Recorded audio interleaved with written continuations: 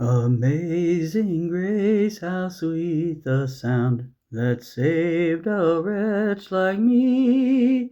I once was lost, but now am found, was blind, but now I see.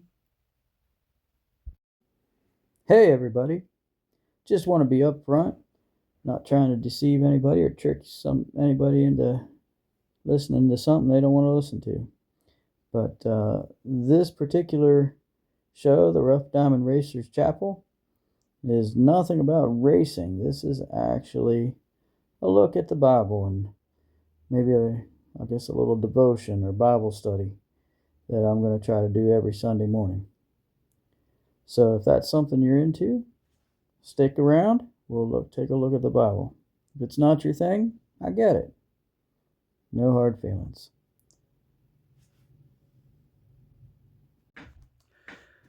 Good morning. Welcome to the Rough Diamond Racers Chapel. Glad you could join us today. We're going to take a quick look at the Word today, but before we do, I got to ask you, have you ever played a game called Minecraft? There's a movie out right now, Minecraft the movie. Took my daughter to see it. It's pretty silly, goofy. Not exactly my cup of tea, but my daughter laughed and that made me happy. But the game Minecraft, my daughter got me into playing that, and I got to tell you, I like it. It's pretty clean. It's kind of, it's a good time waster. Too much time if you're not careful.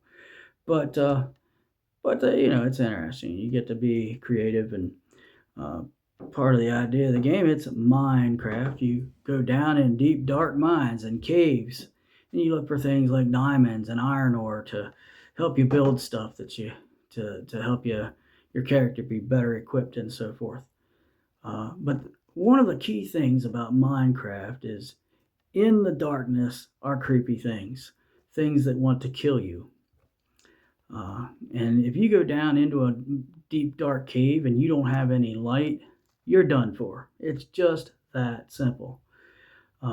Monsters just randomly appear, spawn in the darkness.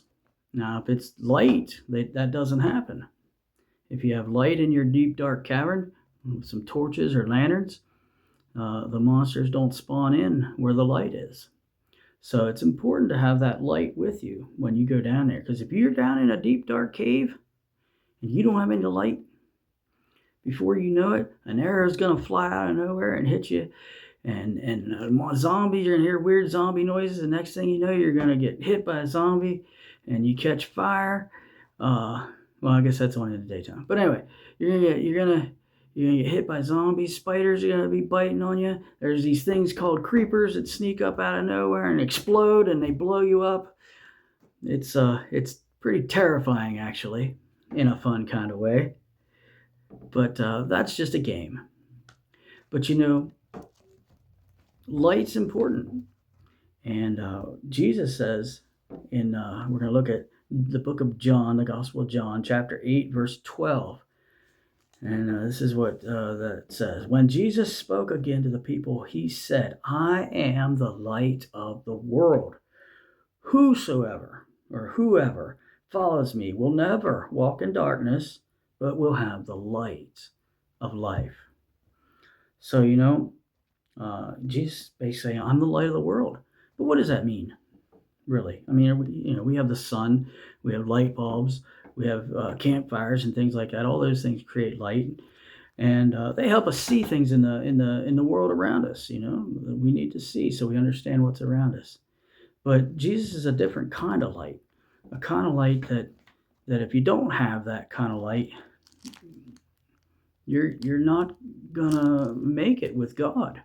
Jesus' light that he's talking about, that he says that he's kind of a spiritual light, a light that helps us understand spiritual things, things that we can't understand really on our own. We really can't.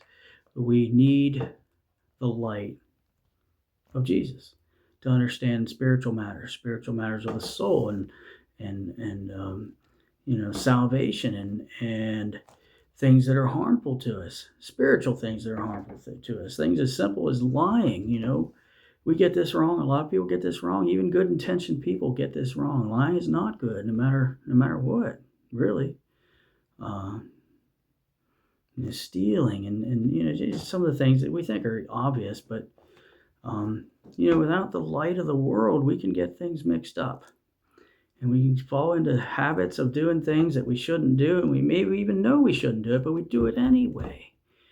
But Jesus, he's the light of the world, and he helps us steer clear of those things. He helps us see them for what they are, for the monstrous things in spiritual darkness that we need to get away from. We need to fight against. We need to be aware of so we don't die. In other words, so we don't miss out on heaven. We can only do that with the light of the world, and that light of the world is Jesus. We all really need Jesus to help us through this dark world. So that's my thoughts for today. Y'all be blessed, and we'll see you on Tuesday for the Broke Benny's Garage. Have a good day.